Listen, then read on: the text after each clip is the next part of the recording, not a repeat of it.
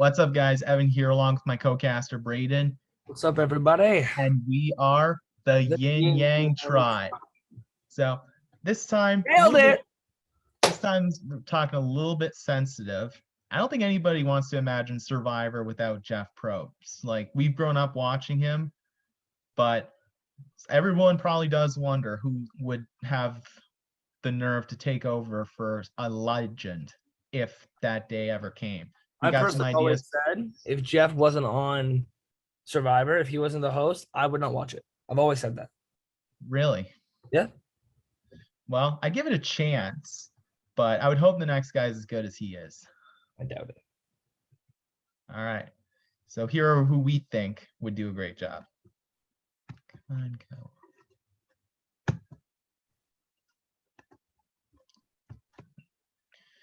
So I'm just going to move this. First name we have in mind is Rick Devins. He was a contestant on Survivor Edge of Extinction, finishing in 4th place. He's also a news anchor. Because of the fact that he's already works on TV, this would be in his ballpark. And he was pretty well liked during Survivor Edge of Extinction as well, mainly because of his underdog storyline after coming back from Edge. He's got the humor for it too. And including when Sia gave him $100,000 for being the fan favorite. Mm-hmm. So for me, Rick Devins would be a pretty solid choice for hosting the show. You go. We also have the host of Amazing Race, Phil Cogan. Fun fact on Phil Cogan. This is something that I've told everybody. A lot of people didn't know this. But I saw an interview with Jeff Probst, and he said that when they were figuring out who the host of these shows were going to be, it was him and Phil Cogan. And it was like literally a random draw. And Phil got Amazing Race, and Jeff got Survivor. That just happened to be how the cards fell. But I've always liked Phil Cogan. I've always thought he's really good. And I've actually always said if it wasn't Jeff, Phil would be the person I personally would want and would think would do the best job, other than Jeff Probst. Like, he's good on Amazing Race, and Tough as Nails he actually created, and he's executive producer. But I personally don't know if he would take on a 3rd show, because that would mean a lot of time invested in television that he might want to spend with his family. Well, I think he would probably go to Survivor and leave Amazing Race. Yeah, being an interesting thought, but because of the fact that he's so invested, maybe not. But they only do one a year, so maybe. True. All right. Number 6 is one of my personal favorite television hosts, Jeff Sutton. To clarify who he is, he was a producer for Nickelodeon and host of several of their game shows, Brain Surge and Figure It Out. He also hosted one of my favorites, 101 Ways to Leave a Game Show. And he also has a YouTube talk show called The Garage Show. In my opinion, he's one of my favorite game show hosts and one of the more overlooked. I watched a little bit of Brain Surge to prepare for this video. Thought he did a great job. And his personality on 101 Ways was perfect. I loved how he'd be the typical game show host, ask the questions, ask the players what they do with the money if they won. And then when he'd eliminate them in crazy ways, like sending them off on a plane or sending them across or cutting a safety net to a line to a net and sending them up into the air. I loved how he'd be always like, "So long, Braden. See you later."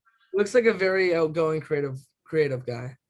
I agree. And I always loved it when he'd say the phrase, "The wrong answer is," before revealing it. Seriously, give 101 Ways a watch. Like, I loved him on that show. Like, the show may be a little bit scary, like some of the ways they'd leave the show, but his hosting for me was on point. I gotta check him out. I've never even heard of him, so. Yeah, go do that. And like, look at him. He looks like the kind of guy who would snuff torches. He looks like the kind of guy who'd make conversation, yell when a tribe wins. Snuff a cop right in the face. But yeah, Jeff Sutton also does, for me, come with no baggage. Now, since not a lot of people know really who he is, he wouldn't come in with any controversy. The only thing he'd come in with is what people think of him on his previous shows. Yeah, I agree. All right. We got my guy, Ty Pennington. I watched Extreme Makeover when I was really, really young. I was like obviously like 2003 to 12. I would have been, I mean, I didn't watch every single year, but probably like 2008 to 12 I was watching. So I'd have been like 7, 8, 9, and 10 that year or those years. But I've always loved Ty Pennington. He's a um very outgoing, loud person, kind of like me.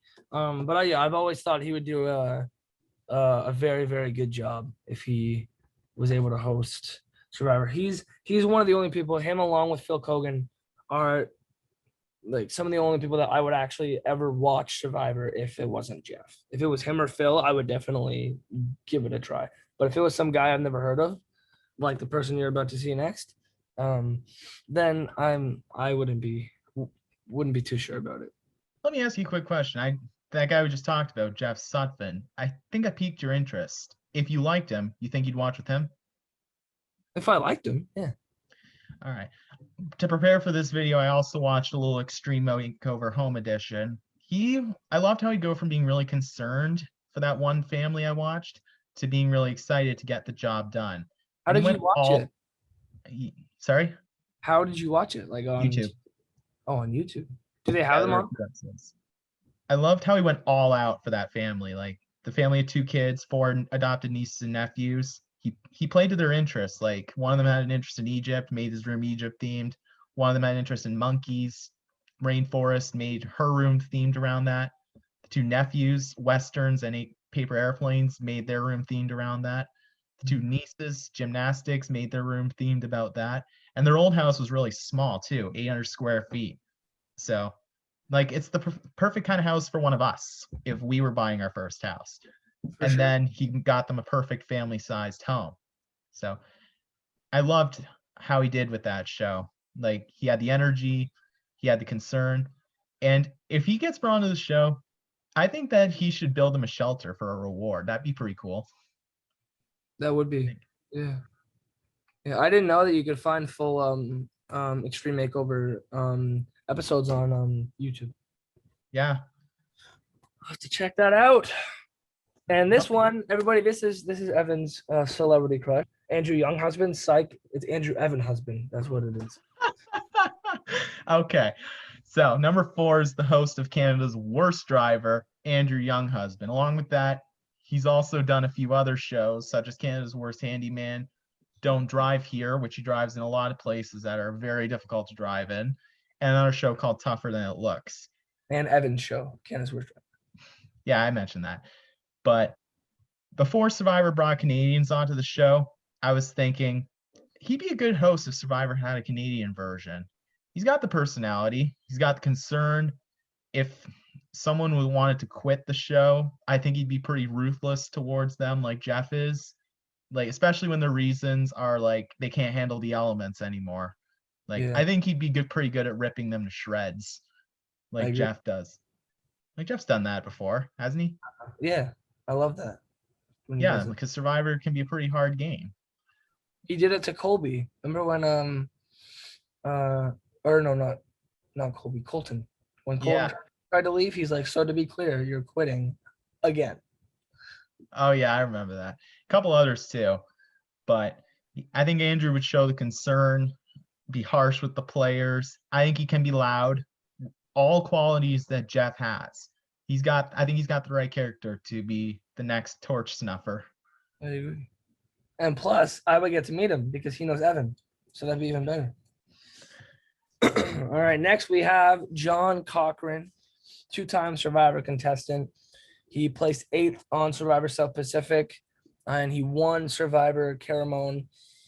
He gave advice to Debbie on Survivor Game Changers. That did not work because Debbie was like the first member of the jury that season. 3rd. Oh, sorry. Fucking 1st, 3rd. Who cares? Writer for several CBS sitcoms, including The Millers. He was of like Survivor. He's like, if Survivor Superfan is here, Cochran is like here. He's like a fucking student of Survivor. But I do think he would be somebody that would do a pretty decent job for sure. The only thing that I worry about is I feel like he's like a very anxious, shy type of person. and that spotlight that's on him, I don't know if that's something he would be able to do or if he would like very much. Because like obviously like when Jeff is doing his thing, the spotlight's on Jeff. You know what I mean? Like if you're a contestant on Survivor, it's you and fucking 15 other people. So the sure. spotlight isn't on you, right? You're kind of meshing with that group. But Jeff is like the spotlight's on him. Like he's got a fucking job to do when he's there. So I don't know if that's something that Cochran would enjoy very much, but I do think he would be someone that it would be interesting. Like I think if he did give it a go, it would be a little bit rocky at first, but if he stuck with it, he could do really well, I think. Yeah, and because he's already working for CBS, he might actually not be in the running. And he also said he would never play Survivor again because he was invited for Winners at War, but he said he wouldn't play again. Really? And yeah, he said that. And But Jeff even said that if he accepted, they would have gave him a spot quickly. That's why I you don't didn't know see why. him on last year. That's weird that he didn't come back and play again then. Yeah, but Cochran's like a huge fan of the show. He wrote newsletters, wore a buff, shows his quotas the tribe has spoken, I think for high school, and wrote a paper comparing Survivor's jury system to the US jury system. I've always thought his win was a fluke. I've always thought he's a very overrated winner. And what you just told me actually proves that even more for me. Because What? I think that it was a fluke, that he got lucky when he won his season. And I think that him not coming back for Winners at War proves that even more. Because I think in his head, he knows it was a fluke. And he's like, well, if I come back in Winners and lose, it's going to show everybody my season was a fluke. Not necessarily. That's what I think. All right. The next one would be Jonathan Lapaglia. To clarify who he is, he was an actor and emergency room physician, and also is the host of Australian Survivor. The reason I thought him is because, fun fact, he lives in Santa Monica, California. So not too bad of a transition. Like he's not too far from where the reunion's filmed in LA. So that's not too bad. And I read a Reddit post recently comparing Jonathan to Jeff. There are actually some people who actually think Jonathan is better than Jeff, which is saying something because Jonathan's only been at it for a few years compared to Jeff, who's been at it for 20 years. Although Jeff's always been my idol, say Jeff's a little better than Jonathan. I don't think Jonathan was a cheap knockoff. He did a great job. Is what you're saying. Sorry? What you're saying is that you're biased towards Jeff because he's like your idol. I think anyone would be, right? Maybe. But like Jeff's been like I grew up with Jeff Probst. Jonathan just came recently. That's true. Like I haven't watched Survivor since 2011. Mm-hmm. So, but Jonathan for me did a great job, and he actually got criticized for not being like Jeff and being his own person.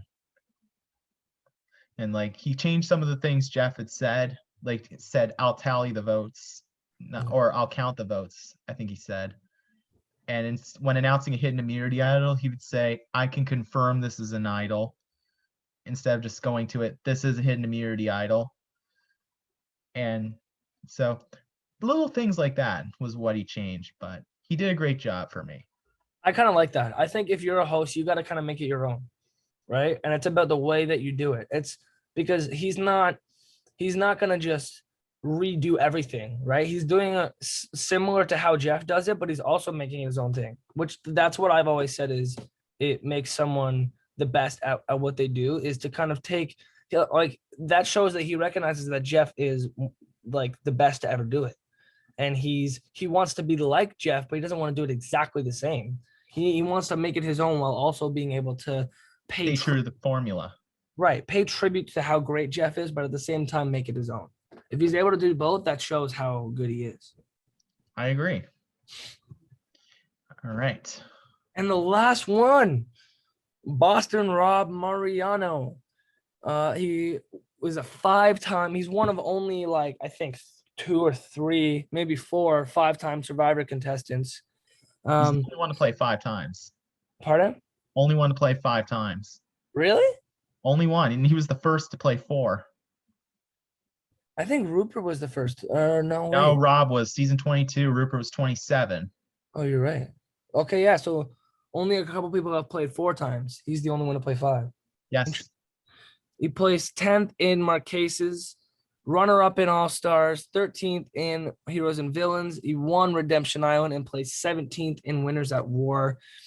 2-time Amazing Race contestant, runner-up in season 7, and 8th place in season 11. He was an advisor on Survivor Island of the Idols, co-host of Around the World in 80 Ways and Sci-Fi Investigates. Yeah.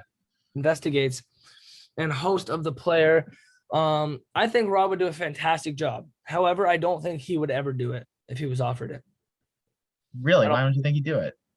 He's got a family. He's got 4 little girls. He's married, and I think that he's very close and he wants to watch his girls grow up. Right?